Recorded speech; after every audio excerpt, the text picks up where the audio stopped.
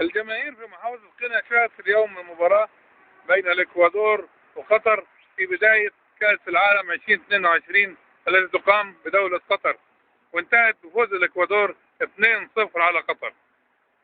الحاج منصور أحد الناس المساهمين في الثقافة والأدب داخل مدينة قنا، برضه لي في الرياضة، لكن تكلمني بما انك انت اصلا ما شفتش المباراه لانك انت بتقوم على اكل عيشك، تمام؟ قول لي اصلا رايك كان ايه من قبل ما تلعب المباراه؟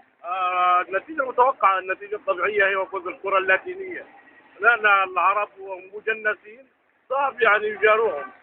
طيب النتيجه الطبيعيه تنجح. وهل من المتوقع ان دوله من الدول العربيه تصعد الى دور ال 16 او دور الثمانيه؟ دور ال 16 احتمال المغرب فقط، لكن باقي السعوديه والعرب وقطر السعوديه وقطر وتونس. المغرب تمام. طيب وبالنسبه للسنغال والكاميرون؟ احتمال برضه يعني الكاميرون اقوى من السنغال. لا بس السنغال تمام. الكاميرون وقع مجموعه قويه عن يعني اذا انت بترى ان حينئذ نتمنى اي فريق عربي مسلم او اي فريق افريقي يمثل الكره الافريقيه. تمام. لا جدال في العرب. اي فريق عربي افريقي. بنشكرك حاج منصور.